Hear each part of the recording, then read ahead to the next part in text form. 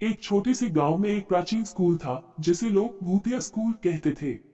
ये स्कूल गांव के किनारे पर स्थित था और यहाँ कोई पढ़ाई करने नहीं जाता था। गांव के बुजुर्गों का कहना था कि इस स्कूल में रात के समय अजीब आवाजें आती हैं और भूतों का वास है। एक दिन चार दोस्त राहुल, सुमित, पूजा और रीता ने इस स्कूल में जाने का फैसला किया। वे लोग बहुत साहसी थे और भूतों पर विश्वास नहीं करते थे। वे स्कूल की खंडहर इमारत के पास पहुंचे और अंदर जाने लगे। जैसे ही उन्होंने स्कूल का दरवाजा खोला, एक ठंडी हवा का झोंका आया और उनके रोंगटे खड़े हो गए। स्कूल के अंदर घना अंधेरा था और फर्श पर जालियां बिछी हुई थी। उन्होंने टॉर्च जलाई और धीरे धीरे आगे बढ़ने लगे।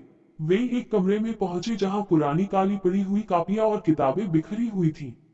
तभी अचानक दरवाजा अपने आप बंद हो गया और कमरे में एक भयानक सन्नाटा छा गया।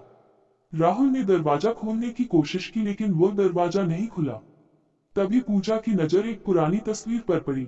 तस्वीर में एक शिक्षक और कुछ बच्चे दिख रहे थे, लेकिन तस्वीर के बच्चों की आंखें खून से लाल दिख रही थीं। ये देखकर पूजा चीख पड़ी। तभी कमरे में एक भूतिया आवाज गूंजने लगी, तुम यहाँ क्यों आए हो? सुमित ने हिम्मत जुटाई और कहा, हम बस देखना चाहते थे कि यह स्कूल वास्तव में भूतिया है या नहीं। आवाज ने कहा, ये स्कूल हमारी आत्माओं का घर है। हमें शांति चाहिए। यहाँ से चले जाओ और कभी वापस मत आना।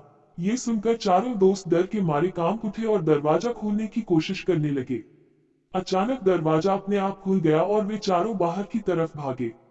बाहर आते ही उन्होंने देखा कि सूरज निकल रहा है और रात का अंधेरा छट चुका है। वे लोग गांव वापस आए और वहां के लोगों को अपनी कहानी सुनाई। इसके बाद उन्होंने उस स्कूल के पास कभी जाने की हिम्मत नहीं की। गांव वालों ने भी उस स्कूल को हमेशा के लिए बंद कर दिया और वहां जाना बंद कर दिया।